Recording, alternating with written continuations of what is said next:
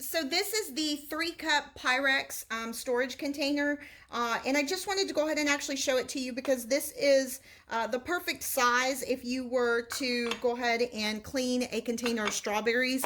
This would actually go ahead and fit in this container. Let's say that you have some leftover corn or green beans or anything like that. If you had a family of 4 and you didn't eat everything, well then this also would be a great size for that. So Pyrex does a really great job of creating lids that have a great seal once they're on. So they actually will go ahead and fit nice and tight. So you can see there's not any bubbling or anything like that on these particular lids. So I just wanted to go ahead and show that to you because this is my container that I actually use for strawberries. If I am buying 2 small containers of blackberries, I will use it in here, or 1 large container of blueberries. This also is the perfect size for that item as well.